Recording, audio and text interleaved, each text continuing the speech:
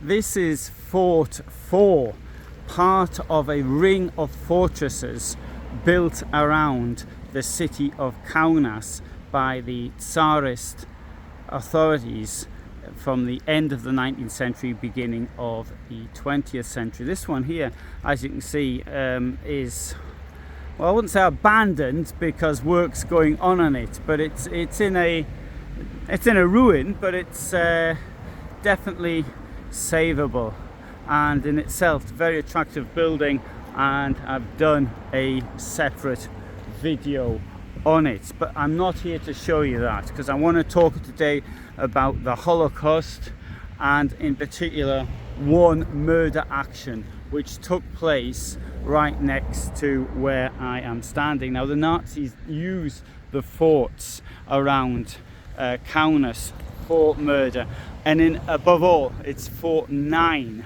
which was used. I've done a separate, much longer video on that one, but there was also Fort 7 was also used as well.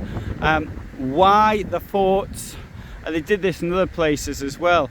For example, in Poznan, one of the very first places where people were murdered, indeed the very first location of a homicidal gas chamber, was at Poznan in Poland, and that was opened as early as October of 1939.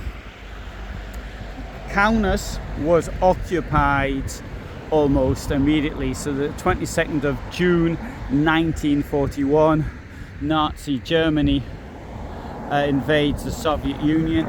Now, a week and a year earlier, 53 weeks earlier, 15th of June 1940, the Soviet Union had occupied Lithuania. So it destroyed the 21 and a bit years of freedom that it had from the Russian authorities. Kaunas itself was captured, let's say, I'm trying to find the suitable word, by anti-communists, and then for a period of a couple of days there was anarchy in the town, which also led to pogroms. The Germans arrived here on the 24th of June, and by the middle of July, 15th of July, an order was given to set up a ghetto.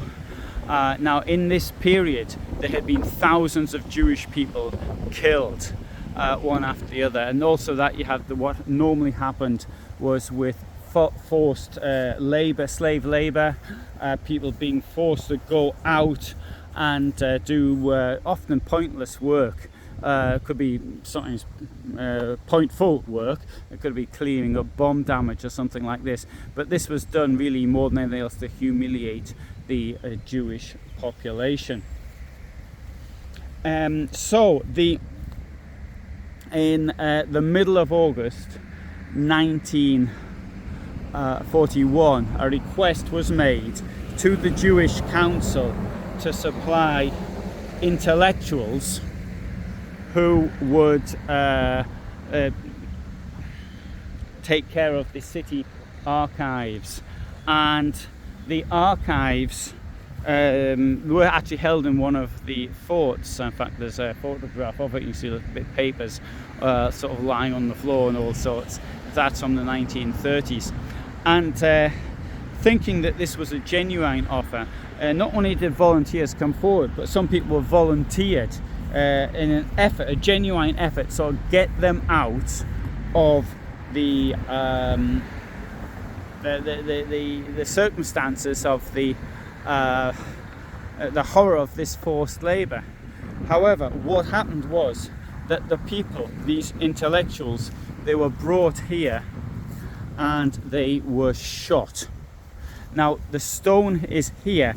I don't quite know why it's in this position. At other forts it would have been a bit further back. This is, as you can hear, there's a lot of traffic going down the road now, but this is clearly a minor. It was a minor road, maybe not so much now. But even so, I mean, they did do things, roadsides. In that case, they just blocked the block the roads off. In fact, I've described this in other videos I've done. For example, a video I did on Helmut Lange whilst he was murdering people from psychiatric homes, how they block the roads off. Right, so we have here this written in Lithuanian and written in Yiddish. Now I can't read Lithuanian, well, 1 or 2 words I understand, but I can read Yiddish. And so this tells us that on the 18th of August, some 500 educators from the ghetto were murdered at this location. I do notice that in the Lithuanian it says intelligentsia, intelligentua. I don't know if that means. The Yiddish word is definitely educator. So anyway, I'm not too. I can't explain that one. So that was one of very many massacres that happened. The largest one was at the end of October of 1941, where about 9,200 people were taken from the ghetto. There was a major selection made in freezing weather, or around 0 degrees in rain. People were sent one way or the other way.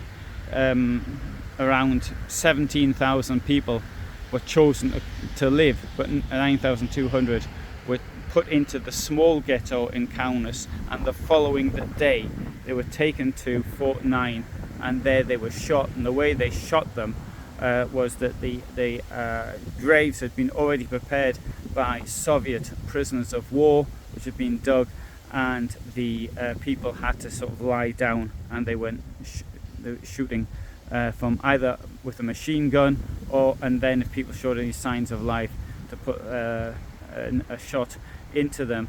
Then they would cover them with a thin layer of soil and lime. That'd be done by Soviet prisoners of war. Then the next batch would be shot, and so on. Pretty horrific, really, because what is utterly clear is that many of these people wouldn't have died immediately. Many of them would have been injured or wounded, and then they'd have died by being buried alive. And this is something that happened all over Central Europe from 1941, well, above all 41 and 42. So good. So if you're interested, I've done a great deal other videos on the Holocaust, particularly here in the time I spent in Kaunas. I've walked around the ghetto several times, and I've tried to do as much as I can. I've done also the perpetrators of the Holocaust in this country. I've done videos on most of them. Above all on Walter Franz Stahlecker, who was in charge of the Einsatzgruppe here, and the role that he played, as well as the individual Einsatzkommandos in this area, and above all the Rollkommando, the Haman, the sort of the flying murder squad, or the murder squad went from one place to the other. I don't know, as I say, I can't speak Lithuanian, but I know what that means. It's a site of a massacre of Jews in 1941. So thanks for watching, hope you found it interesting. I upload every day now, 2000 hours my time, so in Lithuania it's 2100 hours, in the UK it's 1900 hours, all sorts of different times in different places. I try to be present when premieres are shown, but that's not always possible, but I do my best to be there. But for the moment, from me in Lithuania, thanks very much for watching, and bye for now.